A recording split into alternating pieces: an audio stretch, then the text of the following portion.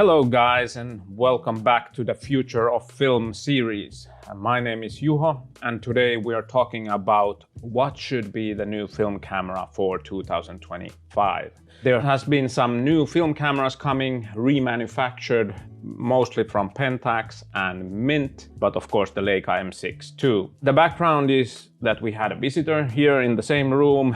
TKO, the designer of the Pentax 17, hanged out with us for almost a week here, figuring out what should be the next camera, in our opinion, to understand what the community wants.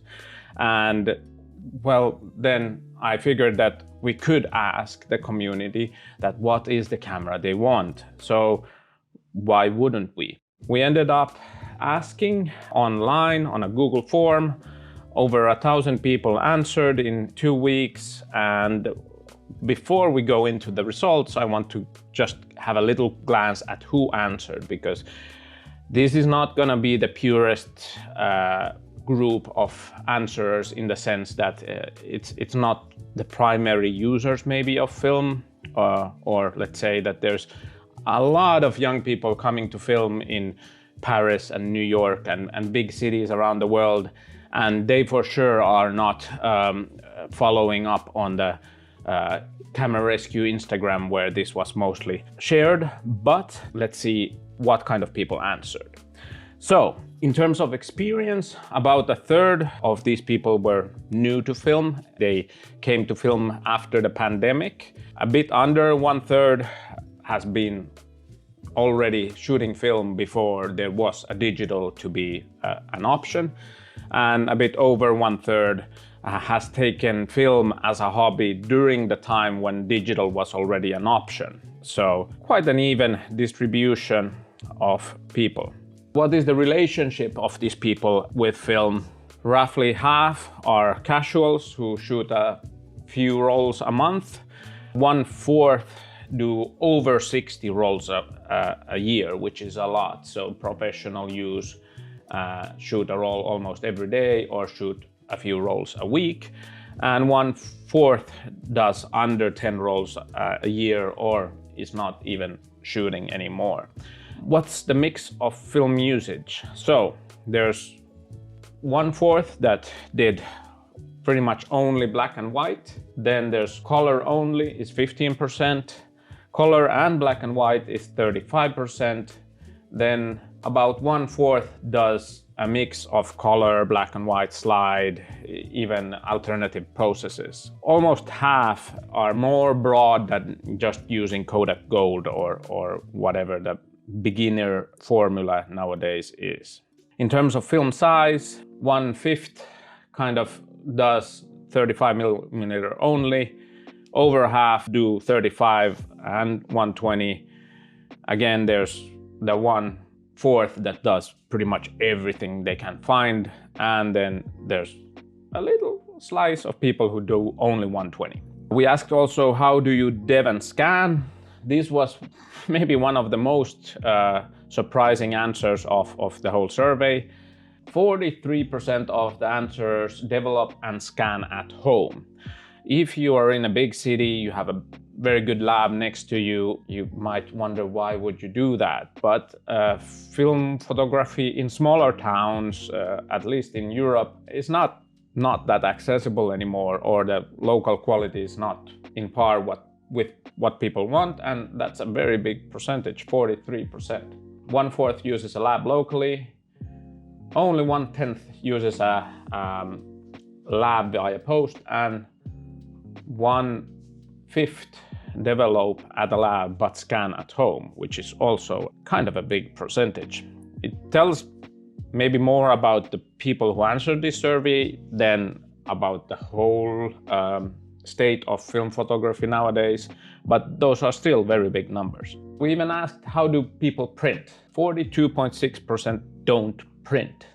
That is also a new thing that has come in the last 10 years to film photography, that people just don't get the physical pictures anymore. They have the negatives, slides, and then they have the digital file. 25%, again, I think it's the 25% that does all the different things, and it's like the hardcore 25% do their own darkroom, 6.6% print at the lab they dev in, and then 22% print somewhere. They send basically the digital file to be printed. I ask AI to make groups of these people just for sake of simplicity when explaining this. And it made 3 groups. The first one is named experimenting beginners. It was about 8% of the answers. And the second one is casual shooters, 52%. And the third is enthusiast collectors, which is 40%. These people, what do they want? This kind of a group, what would they choose as their dream camera for a new manufacturer to make? And of course, Pentax was the manufacturer that kind of drove us into doing this, or inspired us to do this. But we are willing to share the results obviously here online. But if even someone needs the data set without personal details, of course, and is planning to do a film camera and wants to go deeper into this, then just send me a message and I'll share it. Nikon, Canon, whoever wants to do a new film camera. So now we get into a bigger set of data. So this is the experimenting beginners. So 10% roughly of the people. We divided the group into 7 different types of cameras. There's compact cameras, rangefinders, SLRs with autofocus, SLRs with manual focus. And then there was large format, folder, and something. But here we can see that white represents high end. So let's say around €1,000 or higher, $1,000 or higher kind of cameras. Dark blue is mid-market, so roughly in the 500 to 700 category. And then low end is this blue, and it's kind of in the 100 to 200 category. And then large format is its own. And you can see that beginners are looking mostly for manual SLRs, surprisingly a lot for rangefinders, and surprisingly little for compact cameras. Then when we take the same data set and put it into casual shooters, so these are people who shoot 1, 2, 3 rolls a month and have a bit more experience, they are already much more interested in compact cameras. Rangefinders go up, while SLR manual goes down. Not surprising for me that works in a Kamerastore that people with more experience want mid-market and high-end or even low-end compact cameras. That's what we get a lot, just requests. But the odd part is that SLRs are still more in demand and rangefinders are more in the demand. Compact cameras have surged in price in the last years, and it would have been logical for that to be the most wanted, but it seems to not be. Even with collectors, now rangefinders takes top spot, SLR manual is still second, and autofocus even has some percentages. Compact cameras is kind of roughly the same. You can obviously stop the video, go back and forth with these because it's kind of interesting to see the change. Some observations about the types. SLRs are in a surprisingly high demand. This is very surprising to me because SLRs are plentiful. There's so many of them. There was even demand for autofocus SLRs, even though they are available in the thousands and under €100 and perfect EOS or Dynax cameras. I don't really understand why would people want a new one that bad. Of course, it gives security of repairs and future-proofness, but SLRs should be available and they are repairable usually. So it is a very odd thing that there is this much demand for them. And the less there's experience for the photographer, there's more demand, especially for the autofocus SLRs, but also for manual focus SLRs. Second type observation I had is that compact camera demand is not as high as the price increases would suggest. Like the Mu 2s have gone in 5 years from 200 or 150 euros to 450 or 500 euros, which is a ridiculous price for what it is, especially when you can buy the Pentax 17 at the same price. But it's still like, it's a good camera, and you would expect that the demand is much higher for this, but it peaked even at 18 for casuals, and even the beginners didn't seem to be so interested in compact cameras, which is a very surprising finding. The third type of observation was that obviously the odd cameras, large formats, TLRs, folders, they all gather interest, surprisingly a lot of interest, and they total about the same as the interest in compact cameras. I wouldn't have said that from talking to people, because these special cameras, they're available like in a breadth that will never happen again. There will be no small runs of a Rolleiflex like that in the future. If there will be new film cameras that are manufactured, they will be either handmade and super small runs, or then quite big runs, which would indicate that they are not this, but they should be that compact camera. That was at least what my premise before we went into this. Then if we change it a bit, we don't go by the AI category of humans, we go by this film type split. You can see that 120, which is medium format, is very high on the rangefinder and the SLR manual, and even SLR autofocus, which I guess doesn't even exist in the modern world. I guess Mamiya 645 and Hasselblad H series is that, but there's a surprisingly uniform kind of demand for the SLRs, even in 120. Here we can see that TLR jumps hugely. It wasn't even visible in the others.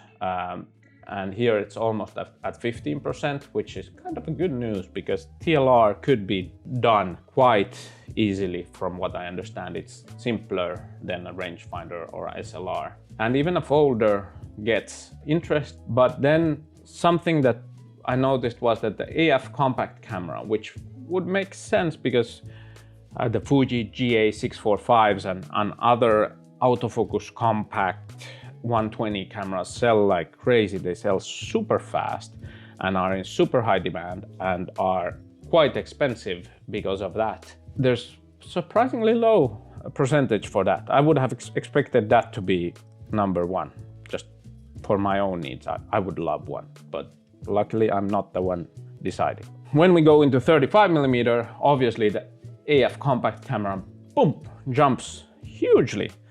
And it's a three-way tie basically between the AF compact camera, rangefinder and SLR manual. And here I go back and forth so you can again figure out the differences. Format, the observations are that okay, in 35 it's a pretty even demand for those three with SLR AF. If someone would make an SLR that's kind of a combination of MF and AF, it would hit a greater percentage, but that's a big challenge. In 120, the demand is almost too split. Basically, it comes to the question that what could be manufactured and at what amounts. And probably any of them, TLRs or AF compacts or anything, could be done in terms of demand. It's just a question of what can be manufactured, because these are not simple cameras. I have Hasselblad also on the table there. They will be obviously quite expensive. Then we had a free text top 10: Leica M6, Mamiya 7, Pentax 6.7, Pentax LX, Nikon F3, Contax T2. These are all cameras that are in the top 10s videos that are on this channel, and they will probably be on the top 10s of 2025. It's the same cameras that people kind of want, but as you can see, the percentage of mentions is not high. The top one has 3.6% and the lowest in the top 10 has 1%, so it's not like everyone is mentioning them, but the type of camera people would want is quite manual focus. If you can see, there's only one autofocus in that list. Nothing very surprising about that list, to be honest. Then we ask, what is the willingness to pay more for new? And that was an interesting question, because you would expect that obviously something new will cost more than something old, but there's a lot of discrepancies in the pricing of products in the second-hand market. Something that is like was hugely valuable, like a CNR large format camera, is basically the same price as Olympus Mu 2. The price of them new, price difference is over 20x. I was expecting much more change here. So the question was phrased somewhat that, okay, if you would have, compared to modern cameras, or the cameras that you chose in the previous questions, if you would have a new one, how much more would you be willing to pay? And the ranges between different camera types ranged from 34 to 84%. So everyone was willing to pay more, but the change wasn't that big, because we went to, I went to up to 150%, and 34 is quite a high number for some cases. So as being the lowest possible number. In 35mm, the averages was that in SLRs, which are severely underpriced at the moment, people would be willing to pay more than the market currently. Rangefinders a bit less more, and compact cameras the least more. This all makes sense, but the variance is the surprising factor in my opinion, because a nice SLR you can find for $100, and if you add on 80% to it, it's $180. So it's not that much money to actually manufacture an SLR. And then in 120, surprisingly, autofocus meant a higher percentage, usually at 70%. TLRs meant a midway percentage, and folders meant a lower percentage, which kind of makes sense, because in folders, the main ones maybe people were naming or thinking were things like Blaubel 6.7 and Fuji G670, things that are very expensive currently, so even adding price to that is not that logical. There was very little variance in 120 in general, because everything was between 50 and 70. So that's an interesting fact. Okay, then when we asked for the likelihood that you would buy something new, if you were looking for an AF compact camera with mid-market range, your likelihood was the highest on the 35mm. Mid-market did very well, rangefinder and SLR autofocus did also, and a high-end manual SLR would do well.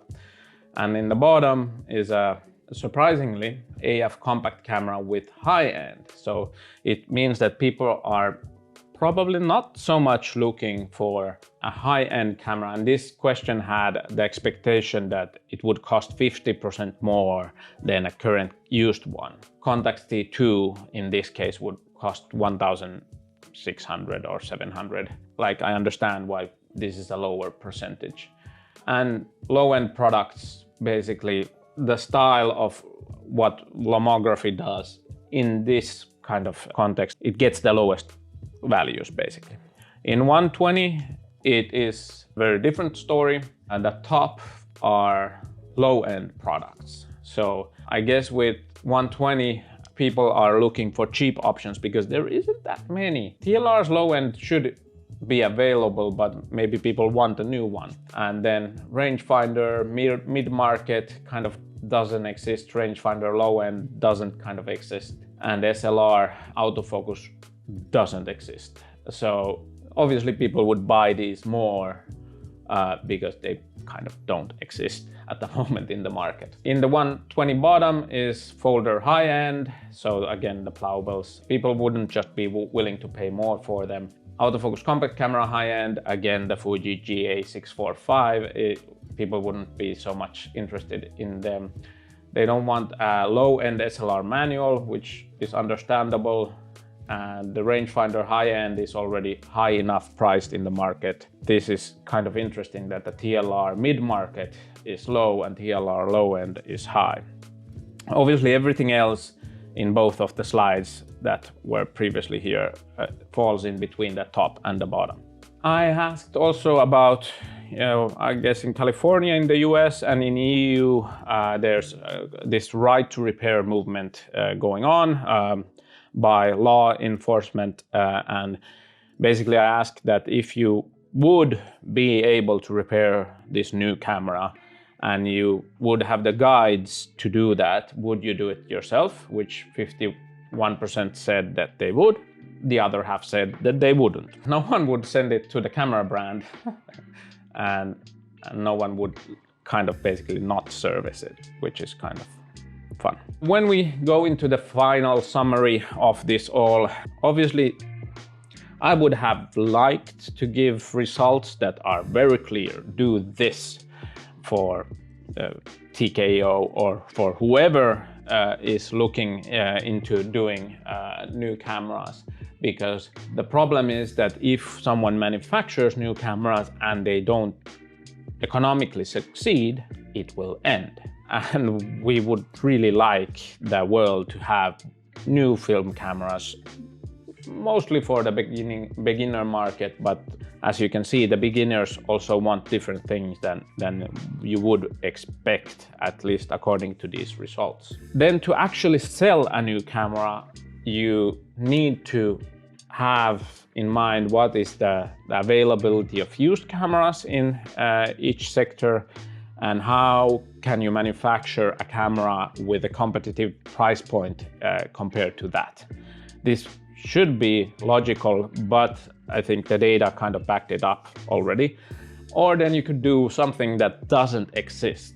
For example, low-end autofocus in 120 would actually get the people willing to buy according to this survey. The third point I would still reiterate is that the SLR demand is surprisingly high. I do not understand it because there's so much SLRs available, but maybe buying a new one then gives people so much extra peace of mind that they want an SLR. And that wraps up this session. Thank you for going through the results with me. Hopefully you got what you expected, especially if you did answer the questionnaire and you wanted to hear about these results. Do remember to check your email. You should have a free roll of film if you put yes to a certain question. In December, we sent out those emails. I'll leave it to our promise, which is that if you're looking for something old, we can deliver it worldwide. We have everything from restored cameras that have tens of years in them still to cameras with small faults that are very cheap. So if you're looking for something old, Kamerastore should have it. At least we aim to have it because, you know, things do sell quite fast also. Thank you for joining the Future of Film series. Thank you for spreading the word about the forum, and thank you for making it possible to actually go through this with data from actual humans and not just me going like, oh, that would be nice. See you in the next one.